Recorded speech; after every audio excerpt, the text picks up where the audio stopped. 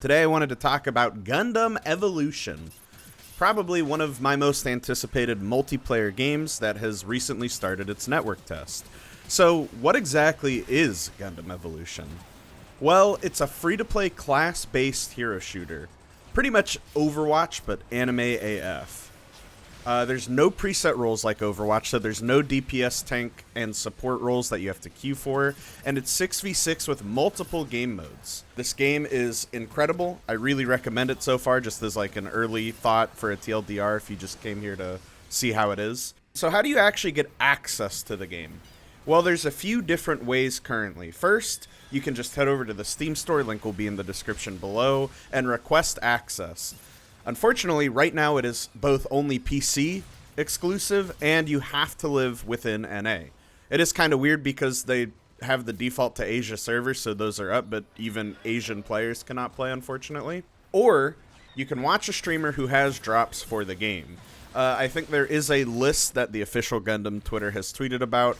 I'll have to see if I can find that. Might also be in the description below if I can find it. So I first want to talk about the cons of the game, just get that out of the way, because there actually aren't that many.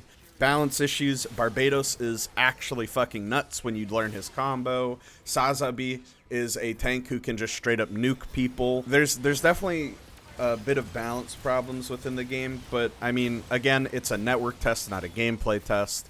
I'm sure there will be more balance throughout the multiple tests and definitely future of this game. I get the same maps all the time.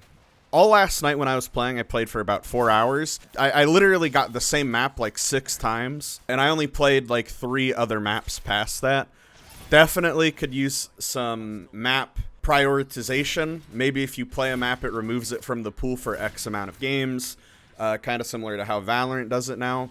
Definitely make maps a bit more accessible in that regard, because I hated playing the same map over and over again.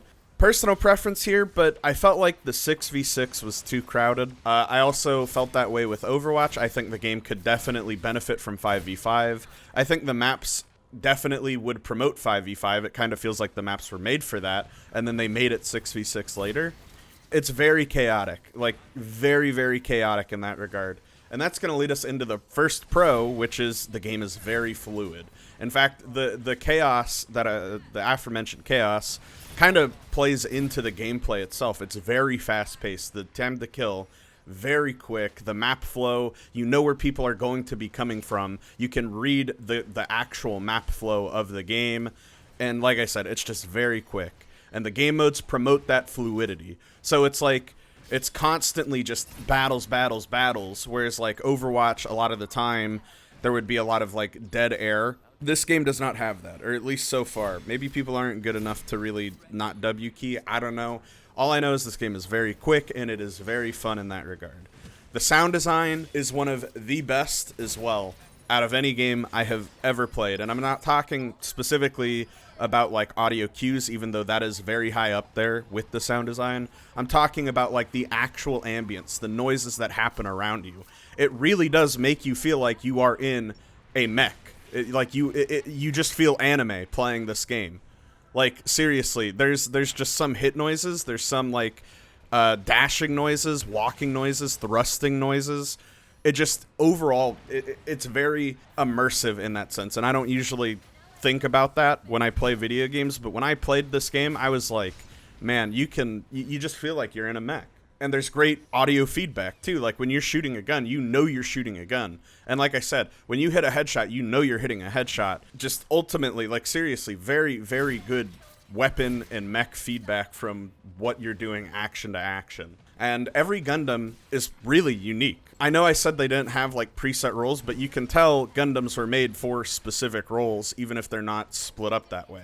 Like Barbados, he is a flanker character. He's kind of like Reaper in that regard, except he nukes people. Like, straight up, he gets behind enemy lines, kills 4 people, and then the Sazabi, who is a tank, will follow up, nuke people in front, get in. Methus follows up with the heals, pocketing either Barbados or Sazabi. You pretty much team wipe there and get a point for free. Like, it's so good. And then you have like the minor, well, quote unquote minor, I'm gonna quote air quote that for now, can counter those 3 main characters. Like, again, this game has so much depth to it that Overwatch did not have, or at least that Overwatch killed off throughout the game's lifespan. And I really hope this game does not turn into Overwatch in that regard. But every Gundam is recognizable. I know literally nothing about Gundam. I've never watched the show.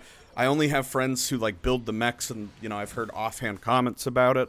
But I quickly learned the Gundam names. I quickly learned who to prioritize. I learned what they do without even having to play all of the Gundams. And I think that is probably one of the high marks for this game, is you do not need to know anything about Gundam to play this game. I had a friend ask me, he's like, oh, why are you playing this game? Do you like Gundam? And I told him no, and he was like, why are you playing then?